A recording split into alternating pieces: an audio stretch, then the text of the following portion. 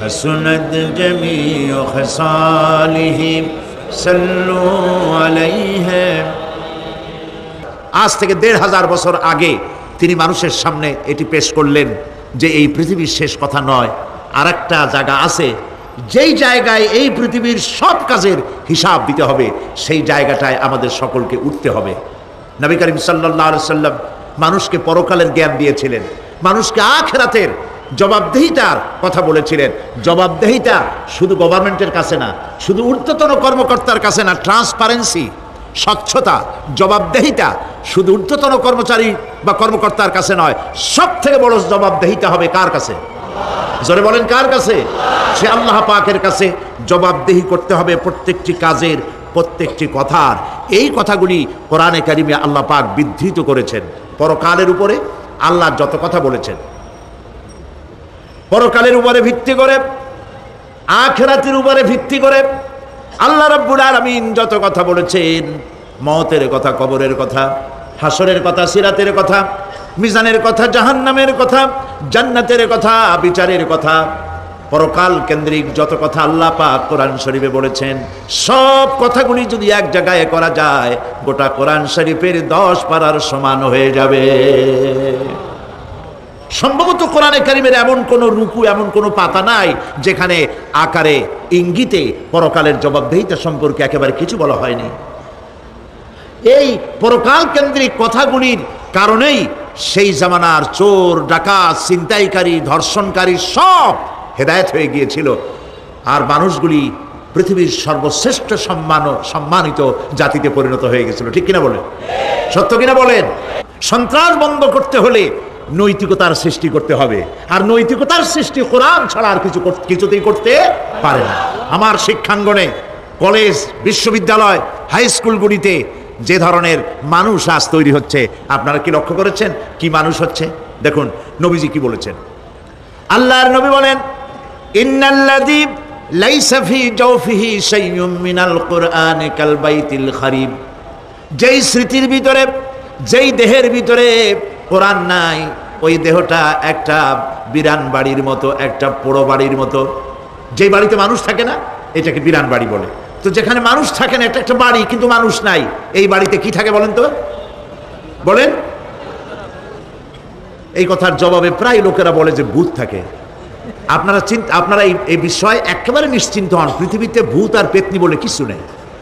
খামোখাই আপনারা ভয় পান, ভূত পেতনি নেই। যে ঘরে মানুষ নাই সেখানে চামচিকা থাকে, সেখানে বিচ্ছু থাকে, সাপ থাকে, সেখানে এই ধরনের সরীসৃপ এগুলি থাকে। এখন যেখানে যেই দেহের মধ্যে কোরআন নাই, সেই দেহটা বিরান বাড়ির মতো।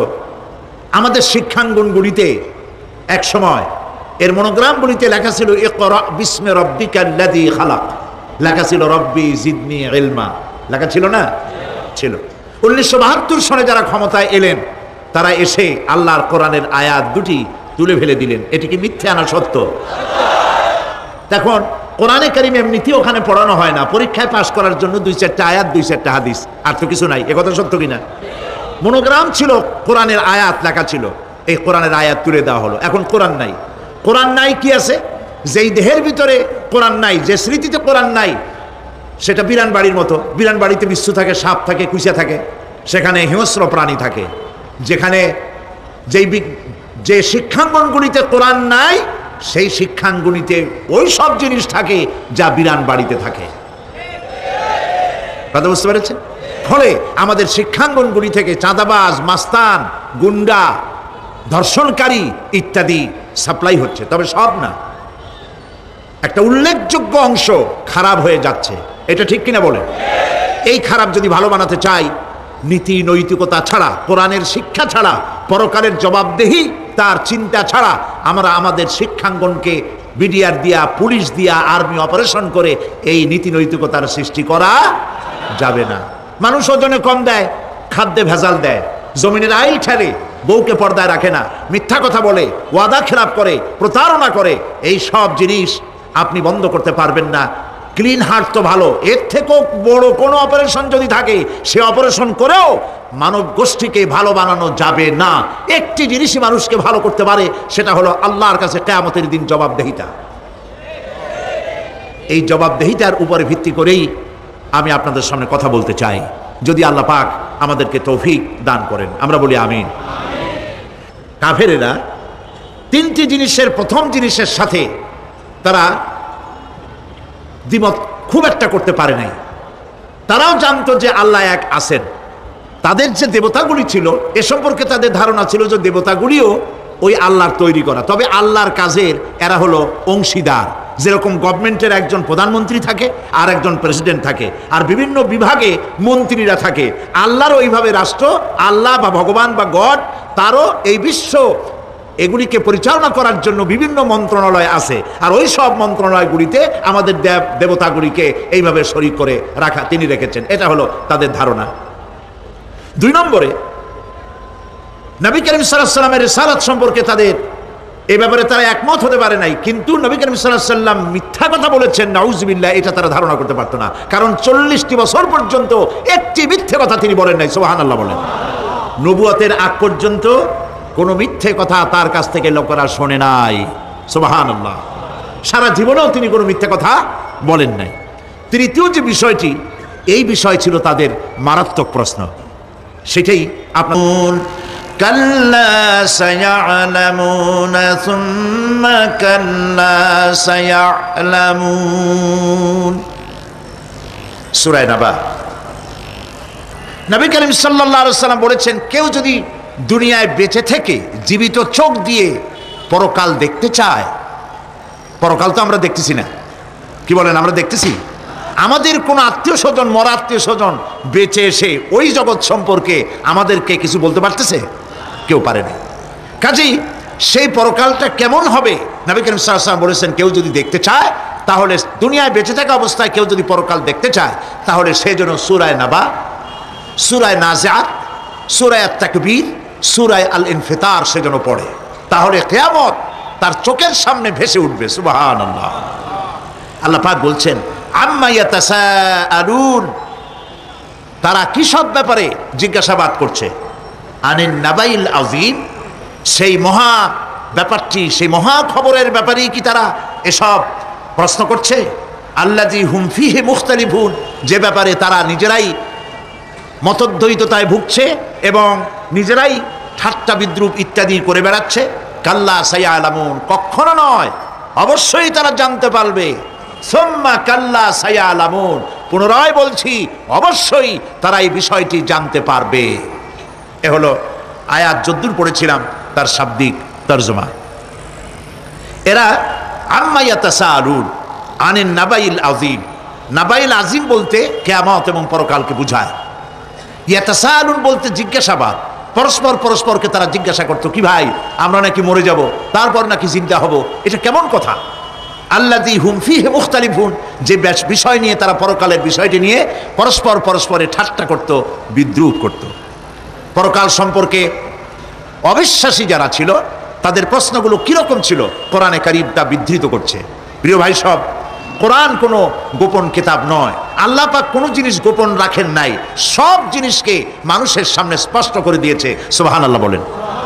কিন্তু এখানে একটা দুঃখ আছে, সেটা হলো এই যে কোরআন শরীফ সম্পর্কে আমাদের মুসলমানদের একটি গ্রুপ, একটি দল, তারা বলে বেড়ান যে কোরআন তো আসলে আমরা বুঝবো না, আমরা হলাম পাবলিক, কোরআনের আমরা বুঝবো কি? এগুলি সব আলেম ওলামাদের কাম, আমরা বুঝবো না।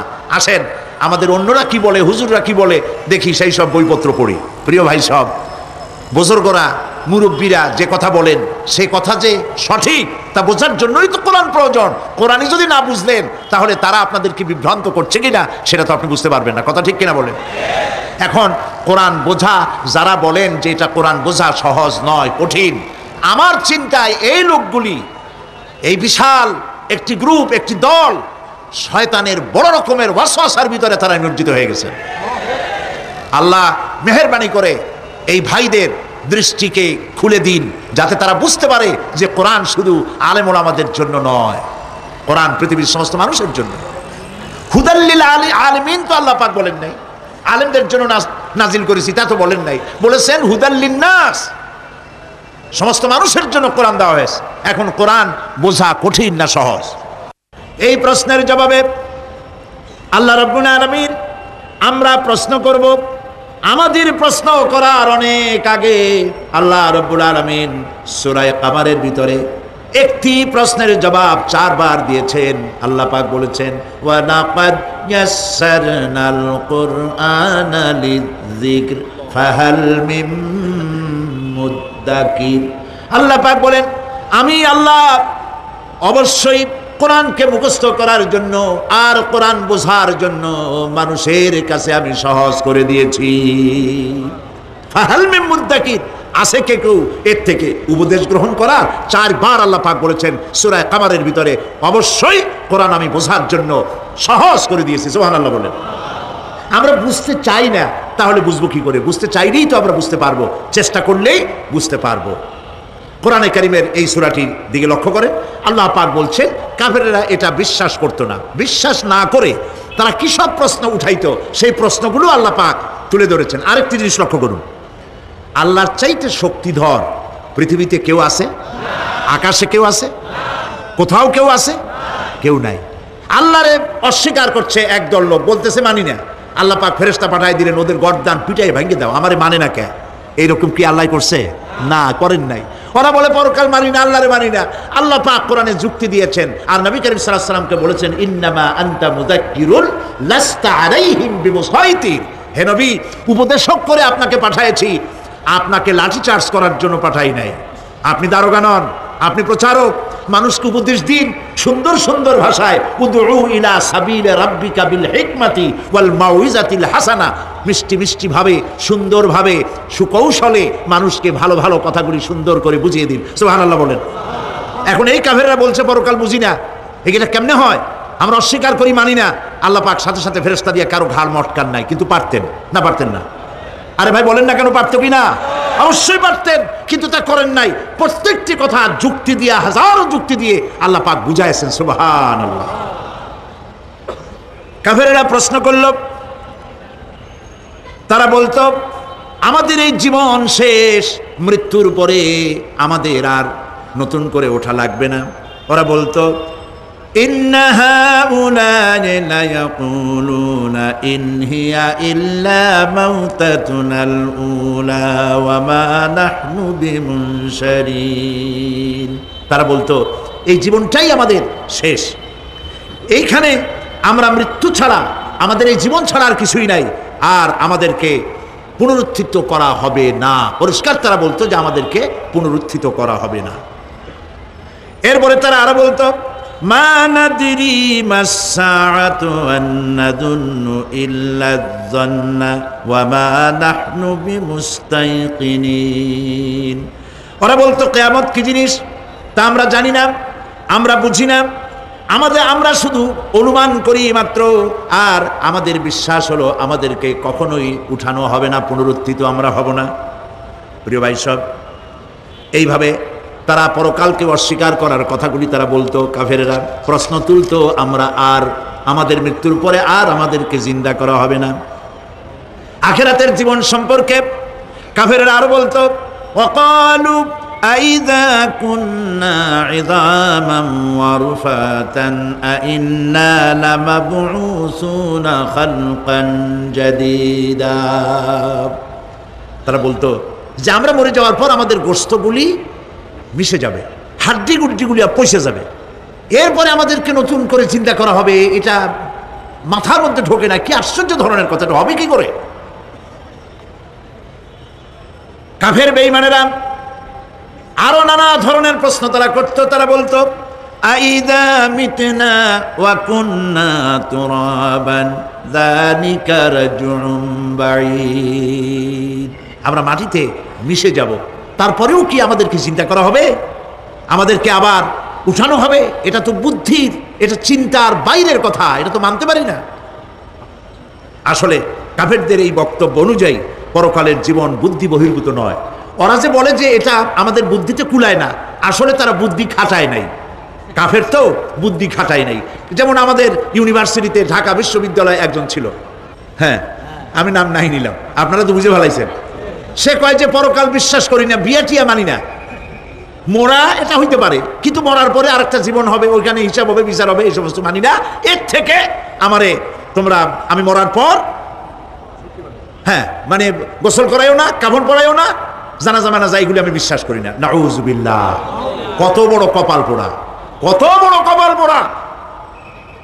ও মরার পর তার এই চিন্তা সম্পর্কে যখন আমি জানতে পেরেছি, আমার ধারণা হয়েছে ওই লোকটার উপরে আমার খুব দুঃখ হয় না। যেরকম কত কাফের আসছে, কত নাস্তিক আসছে, বিদায় হয়ে গেছে, এগুলো কোনো ব্যাপার না দুনিয়ার ইতিহাসে। সব থেকে বড় ব্যাপার হলো এই লোকটি বাংলা বিভাগে বছরের পর বছর, যুগের পর যুগ শিক্ষকতা করেছে ঢাকা বিশ্ববিদ্যালয়ে। সে কত সোনার টুকরার ছেলেকে কয়লার খনি বানায় দিয়েছে।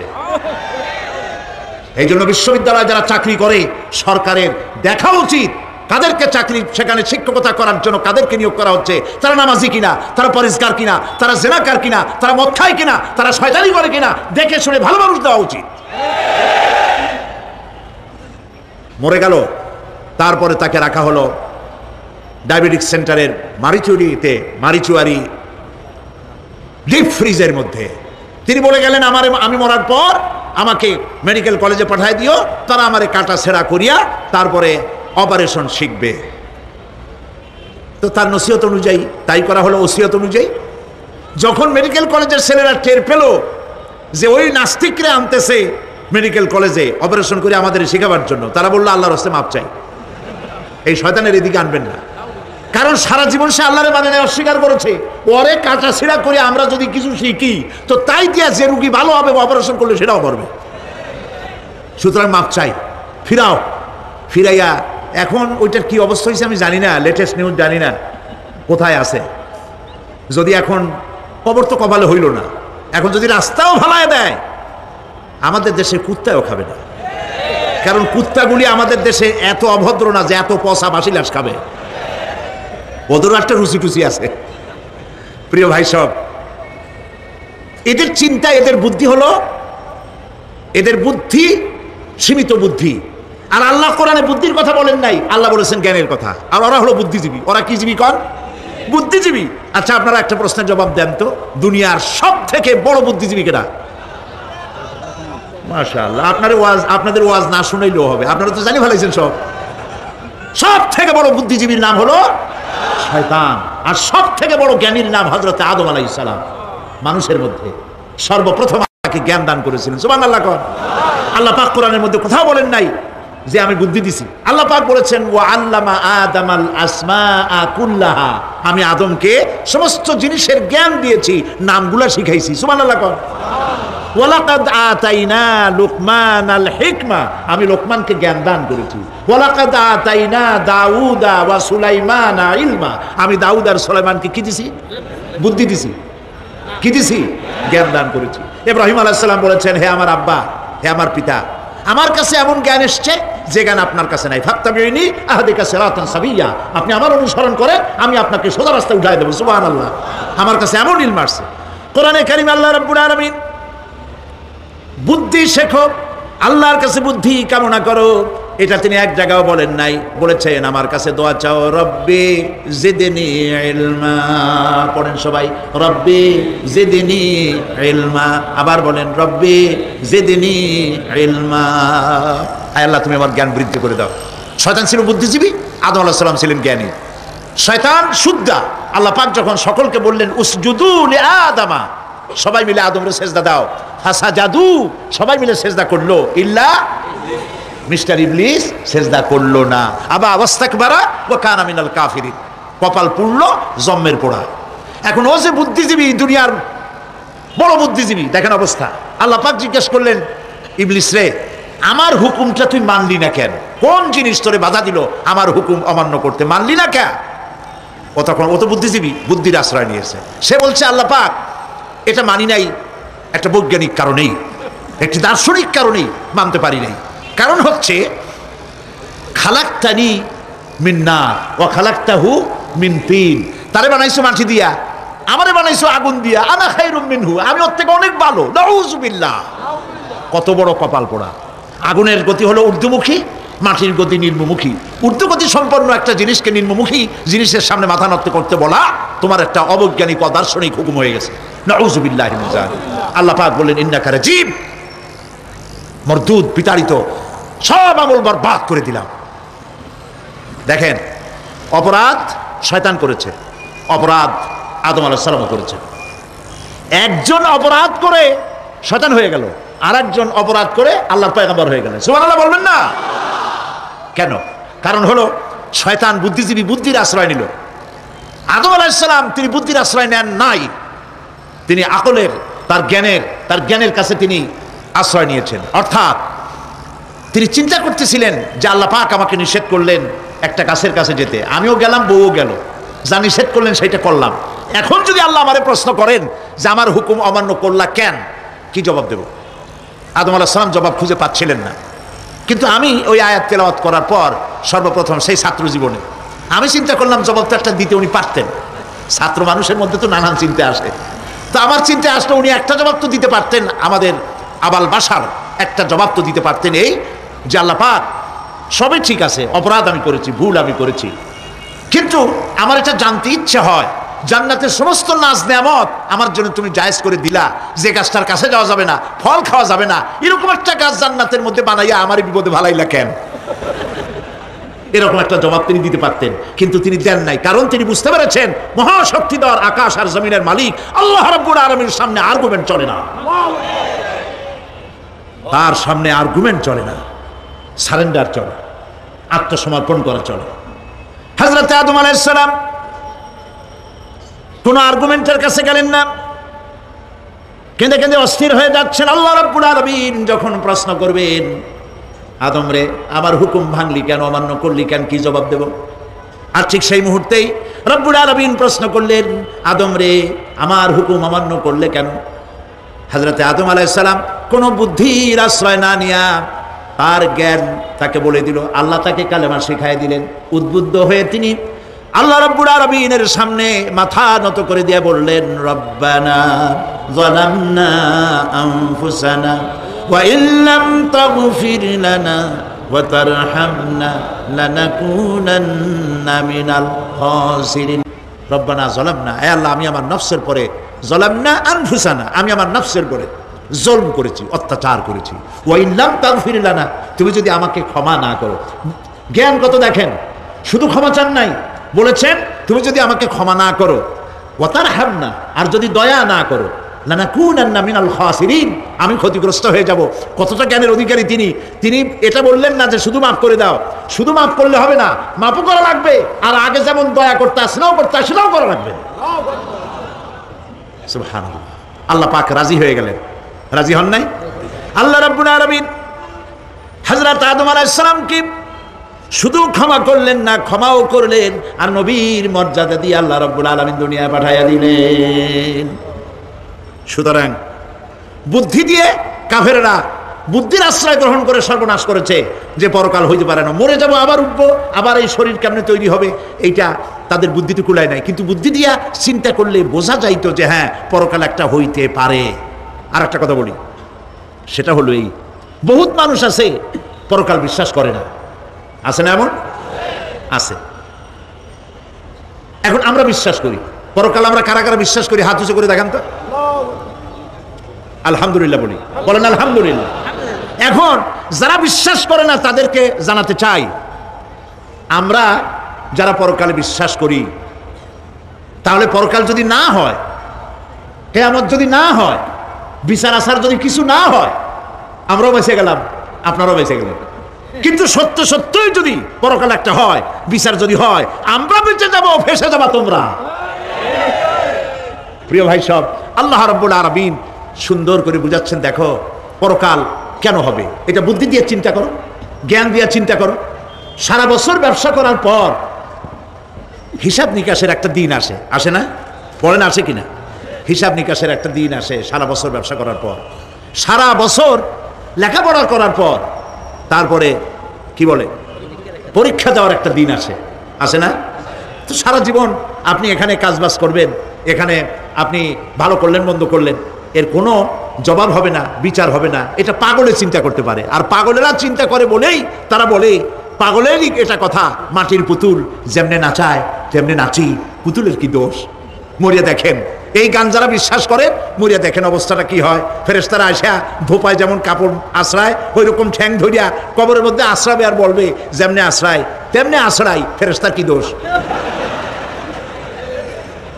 কাজে এই পৃথিবী শেষ কথা নয়, মৃত্যু অবধারিত, মরা লাগবে না। এবার দেখেন আল্লাহ কি বলেন, الذي خلق الموت والحياة ليبلوكم أيكم أحسن عملا। আল্লাহ পাক বলছেন আমি মৃত্যু আর জীবন সৃষ্টি করেছি। কেন করেছি লক্ষ্য করুন, লিয়াবলুয়াকুম, যাতে করে আমি তোমাদেরকে পরীক্ষা করে নিতে পারি। কি ব্যাপারে? আইয়ুকুম আহসানু আমালা, আমলের দিক থেকে, নেক কাজের মধ্য থেকে, ভালো কাজ এবং খারাপ কাজের মধ্য থেকে, আইয়ুকুম আহসানু আমালা থেকে তোমাদের মধ্যে কে উত্তম, কে ভালো মানুষ, এইটার পরীক্ষা নেওয়ার জন্য আমি মৃত্যু আর জন্মের সৃষ্টি করেছি। প্রিয় ভাই সব খুব লক্ষ্য করুন, জন্ম আর মৃত্যু, জন্ম হলে মৃত্যু হবেই, না হবে না?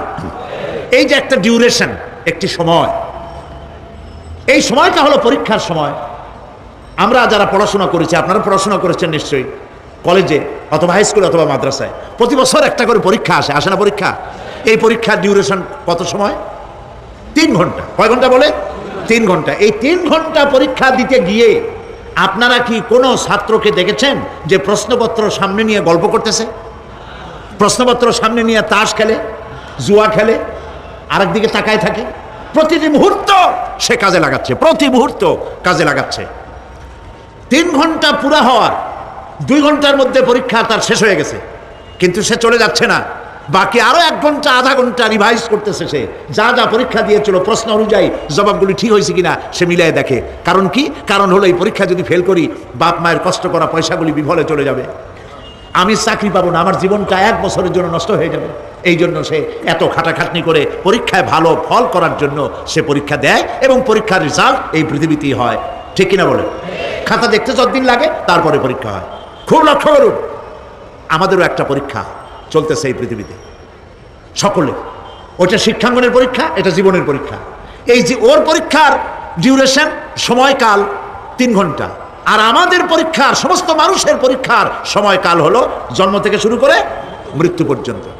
এর মধ্যে বালেগ হওয়া পর্যন্ত সময়টা কনসিডারেবল, ক্ষমার যোগ্য। 15 বছর 12 বছর বালেগ হইতে যে কয় বছর লাগছে, এইটা যা করছেন যা বলছেন সব মাপ। কিন্তু বালেগ হওয়ার পরের থেকে নিয়ে মৃত্যু পর্যন্ত যা যা করবেন সমস্ত কাজের হিসাব আল্লাহর কাছে দিতে হবে। একটা প্রশ্ন করি আপনাদের কাছে, রাগ করবেন না তো? বলবেন যে কথা বলতে তো আপনি আসছেন, আমাদের দিয়ে খাটান কেন, এরকম চিন্তা করবেন না তো? প্রশ্নটা হচ্ছে, বলেন তো দেখি, পৃথিবীর মধ্যে সব চাইতে মূল্যবান জিনিস, দামি জিনিস কোনটা? হ্যাঁ, ইখতিলাফ হয়ে গিয়েছে, ইখতিলাফ হয়েছে। কেউ বলেছে যৌবন, কেউ বলেছে কোরআন, কেউ বলেছে ইসলাম। আর যারা বেশি বুদ্ধি রাখে তারা খামোশ, তারা কথা বলে নাই। কোনটা কইয়া কোন জ্বালা চুপ করে থাকাই ভালো। সব থেকে মূল্যবান জিনিসের নাম সময়। সব থেকে মূল্যবান জিনিসের নাম কি? এবার বলেন, এই পৃথিবীর মানুষ সব থেকে অপচয় করে কোন জিনিসে? সময়। সময়ের অপচয় আমরা যা করি। বাড়িতে আজকে রাত্রে ক্যালকুলেটর, কম্পিউটার, ক্যালকুলেটর না থাকে যদি কাগজ কলম হাতে নেন। জীবনের 15 বছর বাদ দেন, এখন আপনার বয়স এখন যা, এই বয়সে প্রতিদিন ওই যৌবন প্রাপ্তির পর থেকে নিয়ে এই পর্যন্ত প্রতিদিন টেলিভিশনের সামনে নাটক দেখার জন্য, সিনেমা দেখার জন্য, ন্যাশনাল জিওগ্রাফি দেখার জন্য, ডিসকভারি দেখার জন্য, স্পোর্টস দেখার জন্য প্রতিদিন কয় ঘন্টা টিভির সামনে আপনি বসেন। এরপরে আপনি এগুলিকে সপ্তাহে কয় ঘন্টা হয়, মাসে কয় ঘন্টা হয়, বছরে কয় ঘন্টা হয়। বয়স এখন আপনার 50 বছর, 15 বছর বাদ দেন, 35 বছর। হিসাব করেন কয় বছর আপনি টেলিভিশনের সামনে বসা ছিলেন। আমার কথা কি মাথায় ঢুকছে? কয় বছর টেলিভিশন আর সিনেমা হলে বসা ছিলেন? চায়ের দোকানে গল্প করতে গিয়ে, আড্ডা মারতে গিয়ে কতটা সময় নষ্ট করেছেন? রবীন্দ্রনাথ, যতীন্দ্রনাথ, জবিনাথ, তারপরে শরৎচন্দ্র, এই সমস্ত এই নাম মনে আসলো। কবি, সাহিত্যিক, ঔপন্যাসিক, নাট্যকার, তাদের বইপত্র, গল্পের বই, ভূতের গল্প, এই সমস্ত গল্পের বই পড়িয়া জীবনে কতটা সময় নষ্ট করেছেন। সবগুলি এক জায়গায় করেন, সবগুলি এক জায়গায় করেন। এরপরে আপনার চোখ ছানা বড় হয়ে যাবে, দেখতে পাবেন আপনার জীবনের উল্লেখযোগ্য 35 বছরের কম করে হলেও 20 বা 25 বছর অপচয় হয়ে গেছে, নষ্ট হয়ে গেছে। ইন্না লিল্লাহি ওয়া ইন্না ইলাইহি রাজিউন। জীবনের সব থেকে মূল্যবান সময়গুলি নষ্ট করে ফেলেছি আমরা। আল্লাহ পাক বলেছেন পরীক্ষা নেওয়ার জন্যই এই পৃথিবীতে দিয়েছিলাম। এখন ওর পরীক্ষার, ছাত্রের পরীক্ষার সময় 3 ঘন্টা, রেজাল্ট আউট হবে এখন। আর আপনার আমার পরীক্ষা মৃত্যুতে, জন্ম থেকে শুরু মৃত্যু পর্যন্ত, কিন্তু রেজাল্ট এখানে আউট হবে না। রেজাল্ট আউট হবে কোথায়? কিয়ামতের দিন। কোথায় হবে? হতেই হবে কিয়ামতের দিন। সেদিন এই পৃথিবীতে যারা ভালো কাজ করবে, ভালো কাজের জন্য আল্লাহ পুরস্কার দিবেন, আর মন্দ কাজ যারা করবে তাদের জন্য তিরস্কার তারা পাবেই। এই জন্য বিচার, কিয়ামত হওয়া, বিচার হওয়া, এটা বিবেকের দাবি, এটা জ্ঞানের দাবি। যারা বুদ্ধিজীবী দাবি করে কপাল পোড়া, এরা এটা বোঝে না, এদের মাথার মধ্যে এটা ঢোকে না। ঠিক কিনা বলে? প্রিয় ভাই সব, কিয়ামত হবে এবং কিয়ামতে আল্লাহর দরবারে আমাদের সকলকে উঠতে হবে, এতে কোনো সন্দেহের অবকাশ নাই। এবার দেখেন আল্লাহ পাক এবার যুক্তি দিয়ে বুঝাচ্ছেন। সুবহানাল্লাহ বলেন। তোমরা যারা বলো যে মরে যাব, পচে যাব, মাটির সাথে মিশে যাব, আবার জিন্দা হব কেমনে? আল্লাহ বলে কেমনে জিন্দা হবা বুঝাই। সুবহানাল্লাহ বলেন। আল্লাহ রাব্বুল আলামিন বলেন, আল্লাহুল্লাযী আরসালার রিয়াহা ফাতুসিরু সাহাবা ফাসুকনাহু ইলা বালাদিন মাইয়িতিন ফাআহইয়ানা বিহিল আরদা বা'দা মাউতিহা কাযালিকান নুশুর।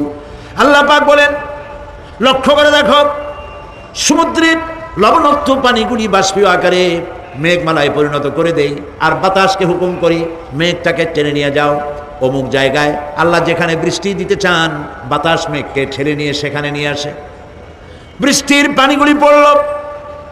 আল্লাহ পাক বলেন, আকাশের সেই বৃষ্টির পানি দিয়া মরা জমিনকে আমি জিন্দা করে দিলাম। ফাআহইয়ানা বিহিল আরদা বা'দা মাউতিহা, এই মৃত্যু জমিনকে আমি জিন্দা করলাম। সেখানে তুমি বীজ বপন করলে, সেই বীজগুলি, বীজের মাথা ফাটাইয়া চারাগুলি কে বাইর করে দিল? মাটির আস্তরণ, মাটির আস্তরণের মধ্যে কদুর বিচি, লাউর বিচি। আপনারা কদু কন না লাউ বলেন? যেটাই হোক, বুঝলেই হইল, কদু অথবা লাউ একই কথা। অথবা যে কোনো শাক সবজি, উদ্ভিদ, এর চারা, এর বীজ মাটিতে দেওয়া হলো, মাটিটা ফেটে চারা, যে পাতা দুটো বেরিয়ে আসলো, এই পাতা কি শক্ত না নরম? তাহলে মাটিটা ফাটাইয়া পাতা দুটো বাইর করে দিল কে? সুবহানাল্লাহ বলে। রব্বুল আলামিন দৃষ্টান্ত দিয়ে বুঝাচ্ছেন, আলাম ইয়াকুন নুতফাতাম মিন মানিয়্যিন ইউমনা সুম্মা কানা আলাকাতান ফাখালাকা ফাসাওয়া ফাজআলা মিনহু যাওজাইনি যাকারা ওয়াল উনসা। আল্লাহ পাক বলেন, মানুষকে নিকৃষ্টতম মাতৃগর্ভে নিক্ষিপ্ত এক ফোঁটা পানি ছিল না, আমি তার থেকে আকার আকৃতি দিয়ে সুগঠিত করে মানুষের আকার দান করেছি, আর মায়ের পেটের ভিতরে আমি নারী আর পুরুষ বানাইছি, কন্যা সন্তান এবং পুত্র সন্তান বানাইছি। সুবহানাল্লাহ। এখন মানুষে কয় যে আমরাও পারি। এই যে ক্লোনিং সিস্টেম একটা শুরু হয়েছে, শুনছেন আপনারা? কথা না কইলে বুঝি কি? ক্লোনিং পদ্ধতি। এটি ক্লোনিং পদ্ধতি, বিজ্ঞানীরা যারাই কাজটা করতেছে তারা বিশ্ব সভ্যতাকে বিনষ্ট করার একটি মারাত্মক কাজে তারা হাত দিয়েছে।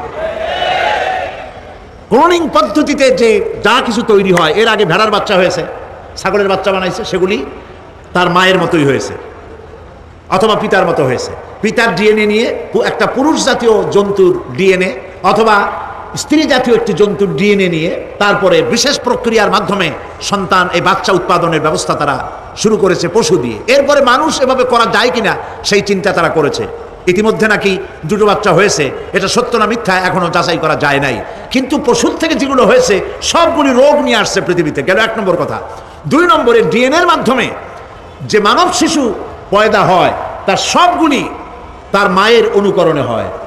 একেবারে অবিকল মায়ের চেহারা নিয়ে আসতেছে, অবিকল পিতার চেহারা নিয়ে আসতেছে। চিন্তা করুন, এই মেয়ে যখন বয়সপ্রাপ্তা হবে তখন তার পিতা কি করে বুঝবে তার বউ কোনটা আর মেয়ে কোনটা? উচিত হবে পৃথিবীর সমস্ত নেতৃবৃন্দ, বিশ্ব নেতৃবৃন্দের ঐক্যবদ্ধ হয়ে এই দুঃসাহসিক কাজকে বাধা দিয়ে বন্ধ করে দেওয়া উচিত। আল্লাহর সৃষ্টির সাথে পাল্লা দিতে গেলে ধ্বংস ছাড়া পথ থাকবে না। লক্ষ্য করেছেন, আপনি সাক্ষী দিলে আজ এক সাক্ষী দেবেন, কালকে বলবেন যে ওই সাক্ষী আমি দেইনি।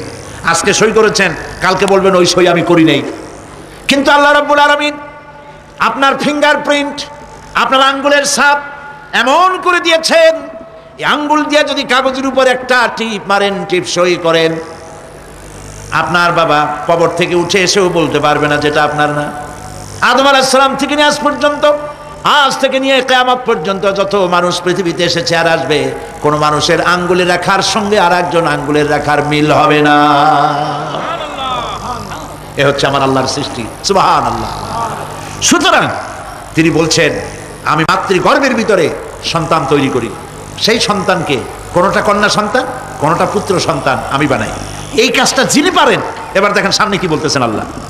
এই কাজটি যিনি করতেছেন, আলাইসা যালিকা বিকাদিরিন আলা আইয়ুহিয়াল মাউতা, এত বড় কাজ যিনি সম্পাদন করেছেন, এক ফোঁটা নাপাক পানি, এক ফোঁটা নিকৃষ্ট গান্দা পানি যা শরীর থেকে নির্গত হলে পরে গোসল ফরজ হয়ে যায়, এমন এক ফোঁটা পানি দিয়ে তোমার জন্মের উৎপত্তি করেছি, আকার দিলাম, হাত দিলাম, পাও দিলাম, চোখ দিলাম, সুন্দর করে বানালাম, তারপরে পৃথিবীতে পাঠালাম। এরপরে তুমি কি করে মনে করতে পারো যে সেই আল্লাহ তোমার মৃত্যুর পরে আবার চিন্তা করতে পারবে না? আলাইসা যালিক, আল্লাহ পাক কি তোমাকে মৃত্যুর পরে আলাইসা যালিকা বিকাদিরিন, আল্লাহ পাকের পক্ষে এটা কি সম্ভব নয় যে তোমার মৃত্যুর পরে আল্লাহ আবার চিন্তা করবেন? বলেন অবশ্যই পারবেন, বলেন অবশ্যই পারবেন। প্রিয় ভাই সব, আল্লাহ পাক এরপরে বলছেন, ইয়া আইয়ুহান নাসু ইন কুনতুম ফি রাইবিম মিনাল বা'সি ফাইন্না খালাকনাকুম মিন তুরাব।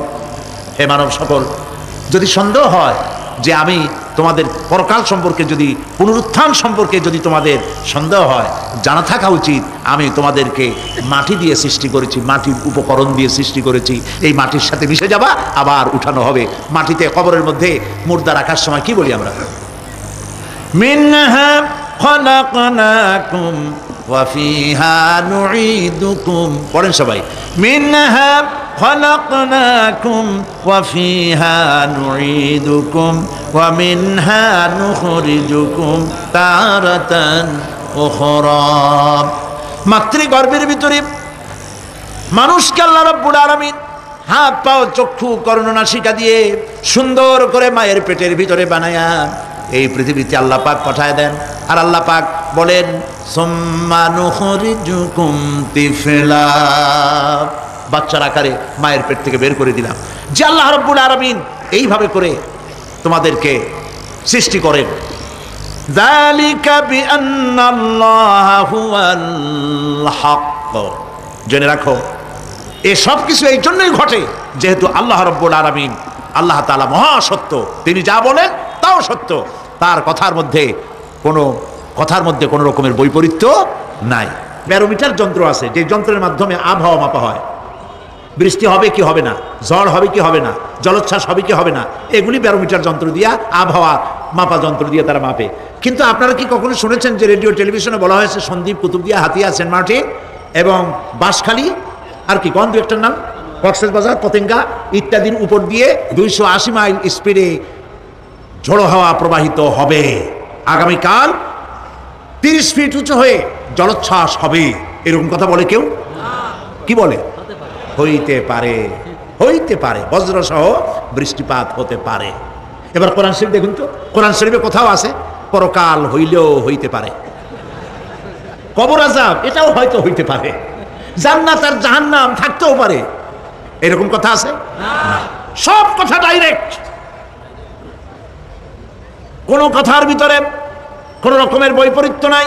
আল্লাহ রাব্বুল আলামিন বলেছেন, ইযাস সামাউ ফাতারাত, আকাশসমূহ যখন বিদীর্ণ হয়ে যাবে, ওয়া ইদাল কাওয়াকিবু তাসারাত, আর যখন তারকাসমূহ বিক্ষিপ্ত হয়ে পড়বে, ওয়া ইদাল কুবুরু বুসিরাত, আর যখন কবরের ভিতরে যা কিছু আছে সব উদ্গীরণ করে দেওয়া হবে। সমস্ত কথাগুলি ডাইরেক্ট। যালিকা বিআন্নাল্লাহা হুয়াল হক, যেহেতু আল্লাহ মহাসত্য। ওয়া মান আসদাকু মিনাল্লাহি কিলা, আর আল্লাহর চাইতে সত্যবাদী আর কে আছে? বলেন আছে কেউ? সে আল্লাহ রাব্বুল আলামিন বলেন, এত কিছু কাজ এত সুন্দর ব্যবস্থাপনা করে যিনি করেন, ওয়া আন্নাহু ইউহিল মাউতা ওয়া আন্নাহু আলা কুল্লি শাইইন কাদির। সে আল্লাহ রাব্বুল আলামিন তোমাদেরকে তোমাদের মৃত্যুর পরে আবার জিন্দা করবেন, এতে সন্দেহ করার কোনো কারণ নাই। وأن الساعة آتية لا ريب فيها وأن الله يبعث من في القبور। আল্লাহ পাক বলছেন অবশ্যই কিয়ামত আসবে, তাকে কেউ বিন্দুমাত্র এতে কোনো সন্দেহ নাই। আর وأن الله يبعث من في القبور, আর আল্লাহ পাক অবশ্যই কবরে যা কিছু আছে সব বের করে নিয়ে আসবেন। কান্নাহুম জারাদুল মুনতাশির, যেমন আপনারা দেখছেন কিনা এই যে যখন বন্যা বলে, পানি টানি যখন ওঠে, বন্যা না কি বলে, তুফান, বন্যা ইত্যাদি যখন হওয়ার সম্ভাবনা হয়, তখন মাটি থেকে, গ্রাম্য পরিবেশে দেখা যায় মাটি থেকে পোকামাকড়গুলি এভাবে উঠতে থাকে। দেখছেন না? আপনারা দেখছেন কিনা? পাখাওয়ালা পিঁপড়াগুলি এইভাবে সব উঠতে থাকে। কান্নাহুম জারাদুম মুনতাশির, এইভাবে করে পোকামাকড় পতঙ্গগুলি যেভাবে মাটি থেকে উদ্গত হতে থাকে, সমস্ত খবরগুলি থেকে মানুষগুলি এভাবে উদ্গত হয়ে যাবে। তবে হ্যাঁ, আপনারা একটা প্রশ্ন করতে পারেন যে কবর দিয়ে সব উঠবে, কিন্তু যে মানুষের বাগে খাইছে তার কি হবে? যে মানুষের আগুনে পড়ে গেছে তার কি হবে? যে নদীর মধ্যে ডুবে গেছে তার কি হবে? যে কুমিরের পেটে চলে গেছে তার কি হবে? এরকম একটা প্রশ্ন আপনারা করতে পারেন। কবর কাকে বলে সেটা আমাদের জানতে হবে। কবর শুধু মাটির গর্তটাকেই কবর বলা হয় না, এটি আলমে বারজাখ, এটি পর্দা, এটা জবনিকা। মৃত্যুর পরের জীবনটাই হলো আলমে আখিরাত পর্যন্ত যাইতে যে জীবনটা লাগে, যে একটি সময় আছে, এই সময়টার নামটাই হলো কবর।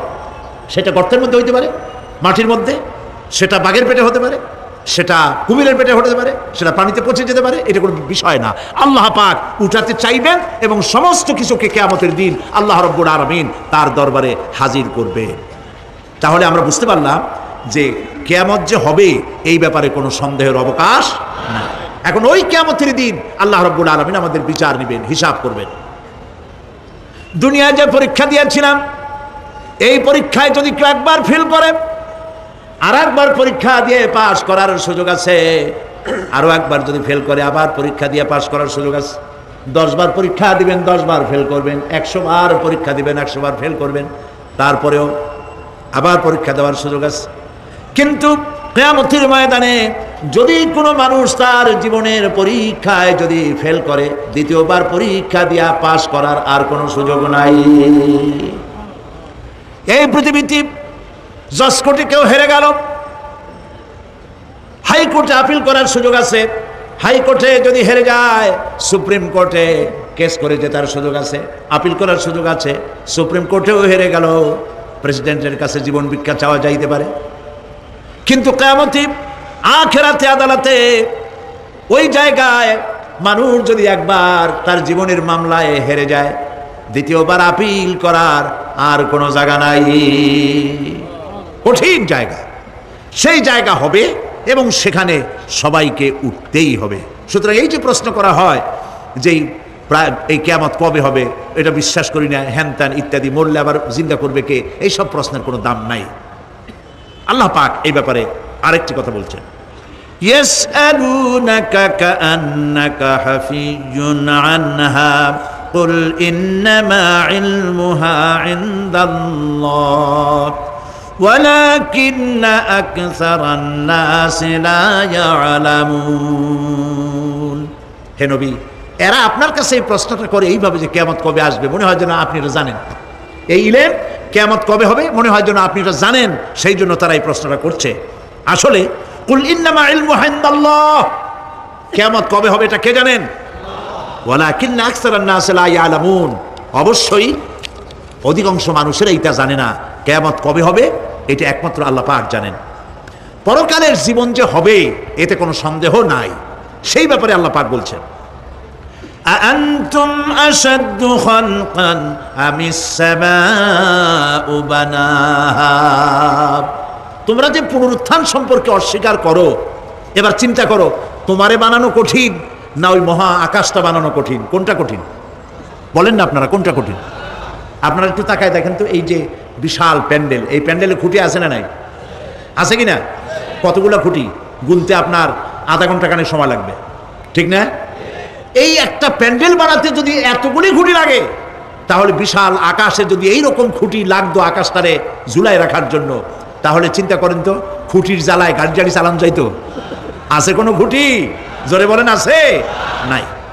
ওই আকাশটাকে আল্লাহ পাক বলছেন, আনতুম আশাদ্দু খালকান আমিস সামাউ বানাহা, তোমারে বানানো কঠিন নয় বিশাল আকাশ বানানো কঠিন? কোনটা কঠিন ছিল? তো ওই আকাশটা বানানোই তো আল্লাহ পাকের কাছে সহজ হয়ে গেছে। তাহলে তোমারে একবার বানাইয়া যে একবার বানাতে পেরেছেন, তিনি আবার চিন্তা করতে পারবেন না, এই চিন্তা কেন করো? আল্লাহ রাব্বুল আলামিন কোরআনে কারীমের ভিতরে পরিষ্কার করে বলেছেন, ওরা বলে, কাফের বেঈমানেরা বলে, ক্বালা মাইয়ুশিল ইযামা ওয়া হিয়া রামীম, আমাদের হাড় গোড় যখন পচে যাবে, গলে যাবে, কে আমাদের চিন্তা করবে? জবাবে আল্লাহ পাক বলেন, হে নবী আপনি বলুন, কুল ইউহইয়াল্লাযী আনশাহা আউওয়ালা মাররা, আপনি বলে দিন যে আল্লাহ রাব্বুল আলামিন একবার তোমাকে সৃষ্টি করেছেন, প্রথমবার যিনি সৃষ্টি করেছেন, দ্বিতীয়বার মৃত্যুর পরে আবার তিনি জিন্দা করবেন। কেন বিশ্বাস করো না? সুতরাং এই যে আল্লাহ পাক মানুষকে মৃত্যু জীবন দিয়েছেন, এই জীবনের পরে মৃত্যু, মৃত্যুর পরে আবার আমাদের সকলকে উঠতে হবে এবং আল্লাহ পাকের দরবারে আমাদেরকে উপস্থিত হতে হবে। এই কথাগুলি যারা অস্বীকার করে, পরকাল যারা মানে না, তাদের সম্পর্কে আল্লাহ পাক বলছেন, والذين كذبوا بآياتنا ولقاء الآخرة حبطت أعمالهم, আল্লাহ পাক বলেন যারা পরকালকে অস্বীকার করেছে, আখিরাত যারা মানে না, তাদের জিন্দেগীর সকল আমলগুলিকে আল্লাহ পাক বরবাদ করে দিবেন। পরকালের বিশ্বাসের উপরে ভিত্তি করেই মানুষের চরিত্র ভালো হইতে বলেন পারে। একটা দৃষ্টান্ত দেই, একটা দৃষ্টান্ত। এই যে যারা চুরি করে, ডাকাতি করে, সন্ত্রাস করে মানুষ মারে, সন্ত্রাসগুলি করে কি জন্যে? এদের ধারণা নাই যে আল্লাহ পাক আমাদেরকে উঠাইতে পারবে, আমাদের মৃত্যু হবে, পরকালের চিন্তা নাই বলেই তারা এই কাজটা করে। রাতের আধারে কোটি কোটি টাকার অফার আসছে, কেউ দেখে না এইখান থেকে, এই টাকার খাওয়া থেকে, অথবা জেনা করা থেকে, অথবা মদ পান করা থেকে গোল্ডেন অপরচুনিটি, সুযোগ আসছে, জেনা করা যায়, মদ খাওয়া যায়, টাকা নেওয়া যায়, অবৈধ টাকা। এই অপরাধ থেকে বাঁচাতে পারে একমাত্র পরকালের জবাবদিহিতা, আখিরাতের ভয়। আল্লাহর কাছে আমাকে জবাবদিহি করতে হবে, এই ভয় ছাড়া আর কোনো কিছুই মানুষের এই বিপদ থেকে মানুষের চরিত্র ভালো বানাইতে পারে না। মানুষের চরিত্র ভালো বানাবার জন্য এটাই হচ্ছে একমাত্র পথ। সেই জন্য আল্লাহ পাক আখিরাতের জীবন রেখেছেন, উঠতে সেখানে হবেই। এই পৃথিবীতে একবার যখন আসছি, আমাদেরকে জিন্দা আল্লাহ করবেন এবং সমস্ত কথাগুলির জবাব আল্লাহর কাছে দিতে হবে। আল্লাহ রাব্বুল আলামিন বলেন, ওয়াত্তুর ওয়া কিতাবিম মাসতুর ফি রাক্কিম মানশুর ওয়াল বাইতিল মা'মুর ওয়াস সাকফিল মারফু' ওয়াল বাহরিল মাসজুর ইন্না আযাবা রাব্বিকা লাওয়াকি' মা লাহু মিন দাফি'। সূরা তুর। আল্লাহ পাক বলছেন, তুর পাহাড়ের শপথ, তুর পাহাড়ের শপথ, সেই প্রকাশ্য পবিত্র গ্রন্থের শপথ যা লিপিবদ্ধ রয়েছে মুসলিম ঝিল্লিতে, চর্ম ঝিল্লিতে লিপিবদ্ধ রয়েছে। আরো শপথ বাইতুল মামুরের, আরো শপথ সুউচ্চ আকাশের, আরো শপথ উচ্ছ্বাসিত তরঙ্গায়িত সমুদ্রের। নিশ্চয়ই সেই আযাব আসবে, আযাব মানে কিয়ামত, সেই পরকাল অবশ্যই আসবে। মা লাহু মিন দাফি', এই শাস্তি থেকে, এই কিয়ামত আসা থেকে, এই কিয়ামত সংগঠিত হওয়া থেকে রোধ করার মতো ক্ষমতা কারো নাই। সুবহানাল্লাহ। এখন আল্লাহ পাক তুর পাহাড়ের কসম করছেন। তুর পর্বত হচ্ছে সেই পর্বতের কথাই ধরা যাক, যেখানে এটি ঐতিহাসিক পর্বত। হযরত মূসা আলাইহিস সালামকে আল্লাহ রাব্বুল আলামিন যেখানে নবুয়তের শিরস্থান পড়িয়ে দিয়েছিলেন, তুর পাহাড়ের ভিতরে। অতুর সিনিন, তুর পাহাড়ের কসম আল্লাহ পাক বলছেন। এবং খোদায়ের আল্লাহ রাব্বুল আলামিনের সঙ্গে বিরোধিতা করার কারণে ফেরাউনকে এই তুর পাহাড়ের কাছেই লোহিত সাগরের মধ্যে, দরিয়ায় নীলের মধ্যে আল্লাহ পাক ডুবিয়ে মেরেছিলেন এবং নির্যাতিত বনী ইসরাইলকে শাস্তি দেওয়ার চূড়ান্ত সিদ্ধান্ত এই তুর পাহাড়েই আল্লাহ পাক দিয়েছিলেন। আল্লাহ বলছেন, আমি সেই তুর পাহাড়ের কসম করি, ও কিতাবিম মাসতুর, এবং পবিত্র গ্রন্থের শপথ, যেই গ্রন্থগুলি নাজিল হয়েছে নবীদের উপরে, ইনজিল, তাওরাত, জাবুর, কোরআন, এই কিতাবগুলির কসম করি। সুবহানাল্লাহ। কোরআনের কসম করি, আল্লাহ পাক বলছেন এই কিতাবগুলির কসম করছি, তুর পাহাড়ের কসম করছি, কিতাবগুলির কসম করছি। ওয়াল বাইতুল মামুর, আর বাইতুল মামুরের কসম করছি। সেটা কি? আকাশের প্রত্যেকটি আকাশে একটি করে বাইতুল মামুর আছে। ওই আকাশের ফেরেশতারা এই বাইতুল মামুরকে কেন্দ্র করে আল্লাহ রাব্বুল আলামিনকে সেজদা দেয়। আল্লাহ পাক হযরত আদম আলাইহিস সালামকে বলেছিলেন, একটি ঘর বানাও, বাইতুল মামুরের নিচে বানাও। তিনি বললেন, আমি তো জানি না বাইতুল মামুর কোথায়। হযরত জিবরাইলকে পাঠানো হলো। বাইতুল মামুর আকাশের যেখানে আছে ঠিক সেই সোজা বর্তমানে মক্কা শরীফে যে কাবা শরীফ যা আছে, অবিকল আল্লাহ পাকের আকাশে বাইতুল মামুর যেখানে, তার সরাসরি নিচেই কাবা শরীফ স্থাপিত হয়েছে। আল্লাহ রাব্বুল আলামিন বলছেন, আমি এই বাইতুল মামুরের কসম করছি। এরপরে আল্লাহ পাক বলছেন যে ফেরেশতারা যে বাইতুল মামুরকে তাওয়াফ করে এবং আল্লাহ পাকের ইবাদত করে, সেই বাইতুল মামুরের কসম। ওয়াস-সাকফিল মারফু, সুউচ্চ আকাশের কসম। এই আকাশ আল্লাহ পাক সৃষ্টি করেছেন বেগাইরে আমাদিন, কোন রকমের কোন খুঁটি ছাড়াই। সুবহানাল্লাহ বলি আমরা। এই বিশাল আকাশ সম্পর্কে ওই যে বুদ্ধিজীবী যারা, কোরআনের জ্ঞান যাদের কাছে নাই, তারা বলে যে আকাশ বলতে কিছু নাই, ওইটা একটা নীলা নীলা, বহু দূর, সেই জন্য নীলা নীলা দেখা যায়। এই পৃথিবী সম্পর্কেও তাদের ধারণা এই পৃথিবীও কিছু না, এটা হলো ওই যে কি বলে, সূর্যের কাছের থেকে একটা উজ্জ্বল জ্যোতিষ্ক খুব ফোর্সে যাচ্ছিল, এই ফোর্স সহ্য করতে না পেরে সূর্যের একটি অংশ মহাশূন্যের উপরে ছিটকে পড়ল, ঘুরতে ঘুরতে পৃথিবীর আকার ধারণ করেছে। এই হলো ওদের ধারণা। অ্যাক্সিডেন্টের মাধ্যমে নাকি এই পৃথিবী হয়েছে। মূল কথা হলো, এইভাবে করে যদি কোনো একটা গ্রহ উজ্জ্বল জ্যোতিষ্ক যাওয়ার কারণে পৃথিবী হয়ে থাকে, তাহলে এখন তো পৃথিবীতে মানুষ ধরতেছে না, মানুষ তো অনেক বেশি বেড়ে গেছে, তাহলে আর একটা জ্যোতিষ্ক দয়া করে সূর্যের পাশ দিয়া যাইয়া আর একটা খণ্ড হালাই দিয়া আর একটা পৃথিবী বানায় না কেন? প্রিয় ভাই সব, আল্লাহ পাক বলছেন, ওয়াস-সাকফিল মারফু, আমি এই বিশাল আকাশের কসম করি। সুবহানাল্লাহ। এরপরে ওয়াল বাহরিল মাসজুর, পৃথিবীতে প্রবাহিত উচ্ছ্বসিত তরঙ্গায়িত সমুদ্র রাজির কসম করি। সুবহানাল্লাহ। আচ্ছা বলেন তো, এই পৃথিবী এর নিচে কি? এই পৃথিবীর নিচে কি? এই পৃথিবী মহাশূন্যের উপরে ঘুরছে। লক্ষ্য করেন আল্লাহর কত বড় শক্তি। আটলান্টিক মহাসাগর কোথায়? বলতে পারবেন না? এই পৃথিবীতে। আটলান্টিক মহাসাগর কোথায়? এই পৃথিবীতে। আটলান্টিক মহাসাগর, প্রশান্ত মহাসাগর, ভূমধ্য সাগর, যত সাগর আর মহাসাগর সব এই পৃথিবীতে। এই পৃথিবী অসংখ্য পাহাড়, অসংখ্য সমুদ্র আর অসংখ্য মানবরাজি নিয়ে লাটিমের মতো ঘুরতেছে। সুবহানাল্লাহ। মহাশূন্যের উপরে, মহাশূন্যের উপরে লাটিম যেমন ঘোরে, পৃথিবী তেমন ঘোরে, অথচ মানুষগুলো ছিটকে পড়ে যায় না, পানিগুলি উড়ে কোথাও পড়ে যায় না। সুবহানাল্লাহ বলতে ইচ্ছে করে না। আল্লাহ রাব্বুল আলামিন সূরা ইয়াসিনের মধ্যে বলেছেন, লাশ-শামসু ইয়ানবাগি লাহা আন তুদরিকাল কমারা ওয়ালাল লাইলু সাবিকুন নাহার ওয়া কুল্লুন ফি ফালাকিন ইয়াসবাহুন। সূর্য চন্দ্রের অধিকার নষ্ট করতে পারে না।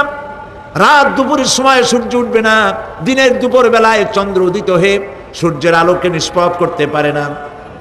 চন্দ্র সূর্যের আগে যেতে পারে না, সূর্য চন্দ্রের আগে যেতে পারে না। কারো গায়ে কারো ধাক্কা লাগে না। অসংখ্য তারকারাজি উড়ে বেড়াতেছে, কারোর সাথে কারো কোনো ধাক্কা নাই, কোনো সংঘর্ষ নাই। মহাশূন্যের উপরে সূর্য চন্দ্র যেমন ঘোরে, ওয়া কুল্লুন ফি ফালাকি ইয়াসবাহুন, চাঁদ আর সূর্য যেমন ঘোরে, মহাশূন্যে যা আছে তাও ঘোরে।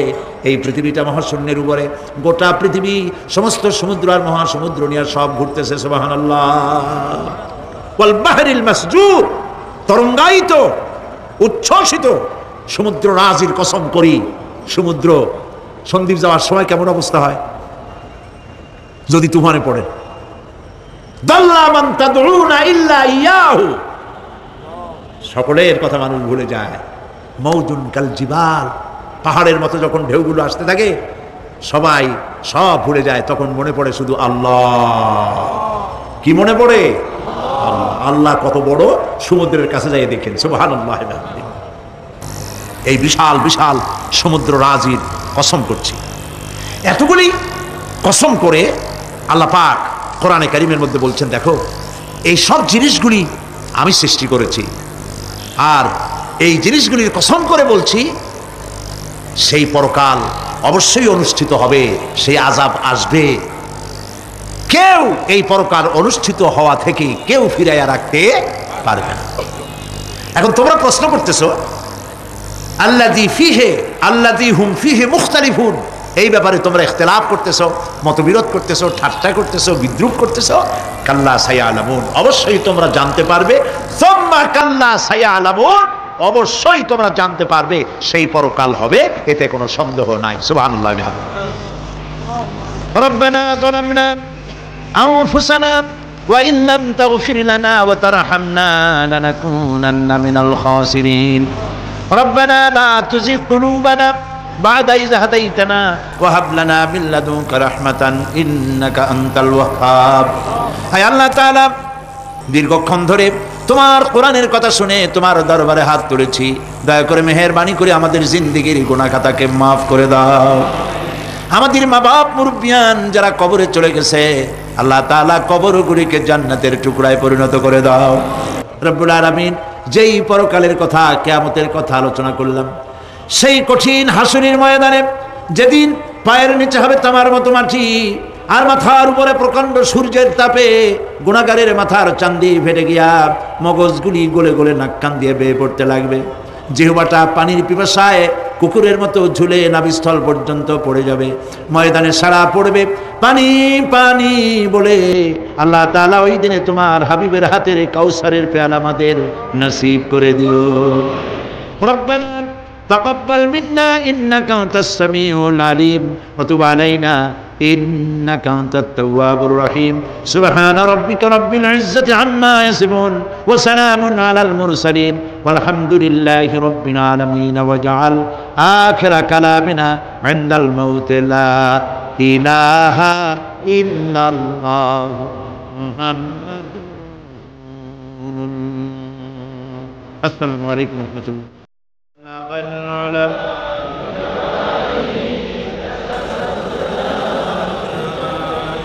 حسنت جميع خصاله صلوا عليه। আজ থেকে ১৫০০ বছর আগে তিনি মানুষের সামনে এটি পেশ করলেন যে এই পৃথিবীর শেষ কথা নয়, আর একটা জায়গা আছে যেই জায়গায় এই পৃথিবীর সব কাজের হিসাব দিতে হবে, সেই জায়গাটায় আমাদের সকলকে উঠতে হবে।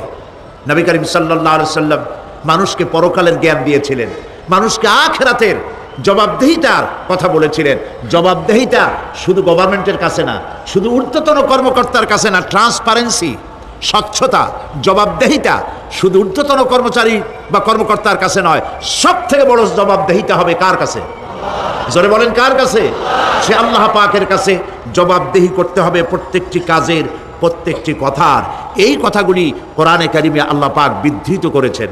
পরকালের উপরে আল্লাহ যত কথা বলেছেন, পরকালের উপরে ভিত্তি করে, আখিরাতের উপরে ভিত্তি করে আল্লাহ রাব্বুল আলামিন যত কথা বলেছেন, মওতের কথা, কবরের কথা, হাসরের কথা, সিরাতের কথা, মিজানের কথা, জাহান্নামের কথা, জান্নাতের কথা, বিচারের কথা, পরকাল কেন্দ্রিক যত কথা আল্লাহ পাক কোরআন শরীফে বলেছেন, সব কথাগুলি যদি এক জায়গায় করা যায়, গোটা কোরআন শরীফের 10 পারার সমান হয়ে যাবে। সম্ভবত কোরআনে কারিমের এমন কোন রুকু, এমন কোন পাতা নাই যেখানে আকারে ইঙ্গিতে পরকালের জবাবদেহিতা সম্পর্কে একেবারে কিছু বলা হয়নি। এই পরকাল কেন্দ্রিক কথাগুলির কারণেই সেই জামানার চোর, ডাকাত, ছিনতাইকারী, ধর্ষণকারী সব হেদায়েত হয়ে গিয়েছিল, আর মানুষগুলি পৃথিবীর সর্বশ্রেষ্ঠ সম্মানিত জাতিতে পরিণত হয়ে গেছিল। ঠিক কিনা বলেন? সত্য কিনা বলেন? সন্ত্রাস বন্ধ করতে হলে নৈতিকতার সৃষ্টি করতে হবে, আর নৈতিকতার সৃষ্টি কোরআন ছাড়া আর কিছুতেই করতে পারে না। আমার শিক্ষাঙ্গনে, কলেজ, বিশ্ববিদ্যালয়, হাই স্কুলগুলিতে যে ধরনের মানুষ আজ তৈরি হচ্ছে, আপনারা কি লক্ষ্য করেছেন কি মানুষ হচ্ছে? দেখুন নবীজি কি বলেছেন। আল্লাহর নবী বলেন, ইন্নাল্লাযী লাইসা ফি জাওফিহি শাইউম মিনাল কুরআনি কাল বাইতিল খারিব। যেই স্মৃতির ভিতরে, যেই দেহের ভিতরে কোরআন নাই, ওই দেহটা একটা বিরান বাড়ির মতো, একটা পোড়ো বাড়ির মতো। যেই বাড়িতে মানুষ থাকে না, এটাকে বিরান বাড়ি বলে। তো যেখানে মানুষ থাকে না, এটা একটা বাড়ি কিন্তু মানুষ নাই, এই বাড়িতে কি থাকে বলেন তো? বলেন। এই কথার জবাবে প্রায় লোকেরা বলে যে ভূত থাকে। আপনারা এই বিষয়ে একেবারে নিশ্চিন্ত হন, পৃথিবীতে ভূত আর পেতনি বলে কিছু নেই। খামোখাই আপনারা ভয় পান, ভূত পেতনি নেই। যে ঘরে মানুষ নাই সেখানে সেখানে চামচিকা থাকে, সেখানে বিচ্ছু থাকে, সাপ থাকে, সেখানে এই ধরনের সরীসৃপ এগুলি থাকে। এখন যেখানে যেই দেহের মধ্যে কোরআন নাই, সেই দেহটা বিরান বাড়ির মতো। আমাদের শিক্ষাঙ্গনগুলিতে এক সময় এর মনোগ্রামগুলিতে লেখা ছিল ইকরা বিস্মি রাব্বিকাল্লাযী খালাক, লেখা ছিল রব্বি জিদনি ইলমা, লেখা ছিল না? ছিল। 1972 সনে যারা ক্ষমতায় এলেন, তারা এসে আল্লাহর কোরআনের আয়াত দুটি তুলে ফেলে দিলেন। এটি কি মিথ্যে না সত্য?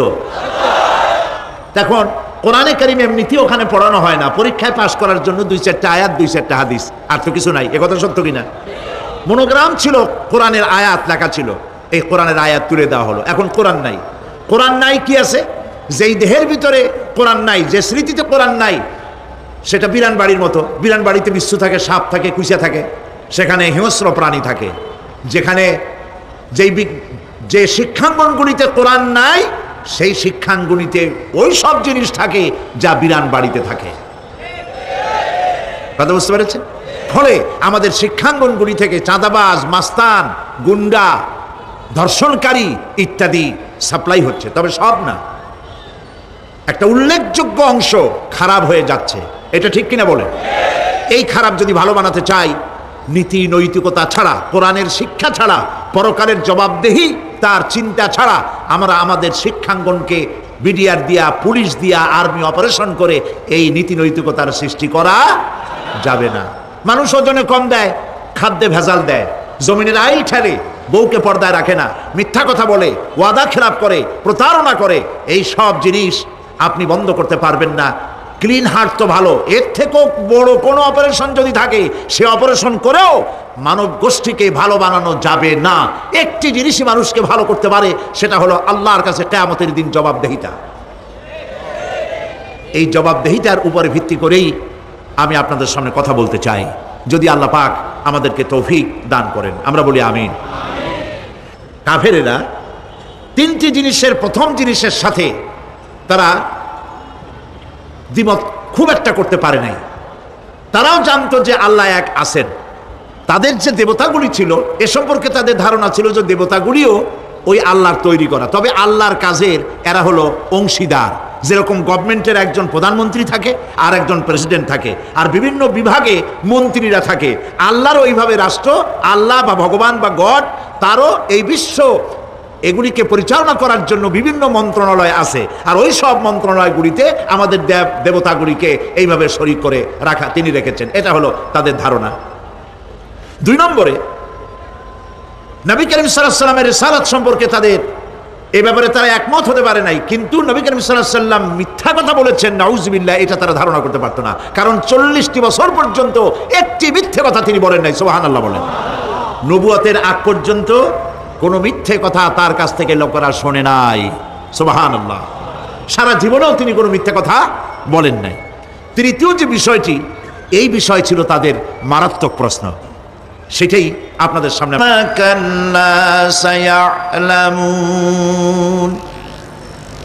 সূরা নাবা, নবী করিম সাল্লাল্লাহু আলাইহি ওয়াসাল্লাম বলেছেন, কেউ যদি দুনিয়ায় বেঁচে থেকে জীবিত চোখ দিয়ে পরকাল দেখতে চায়, পরকাল তো আমরা দেখতেছি না, কি বলেন? আমরা দেখতেছি?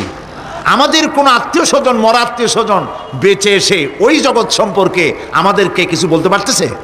কেউ পারেনি। কাজেই সেই পরকালটা কেমন হবে নবী করিম সাল্লাল্লাহু আলাইহি ওয়াসাল্লাম বলেছেন, কেউ যদি দেখতে চায় তাহলে, দুনিয়ায় বেঁচে থাকা অবস্থায় কেউ যদি পরকাল দেখতে চায় তাহলে সে যেন সূরা নাবা, সূরা নাজিআত, সূরা আত-তাকবীর, সূরা আল-ইনফিতার সে যেন পড়ে। তাহলে কিয়ামত তার চোখের সামনে ভেসে উঠবে। সুবহানাল্লাহ।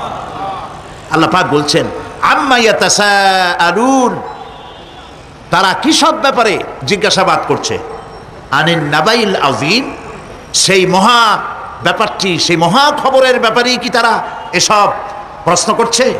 আল্লাযী হুম ফীহি মুখতালিফুন, যে ব্যাপারে তারা নিজেরাই মতদ্বৈততায় ভুগছে এবং নিজেরাই ঠাট্টা বিদ্রুপ ইত্যাদি করে বেড়াচ্ছে। কাল্লা সায়ালামুন, কখনো নয়, অবশ্যই তারা জানতে পারবে। সুম্মা কাল্লা সায়ালামুন, পুনরায় বলছি, অবশ্যই তারা এই বিষয়টি জানতে পারবে। এ হলো আয়াত যদ্দূর পড়েছিলাম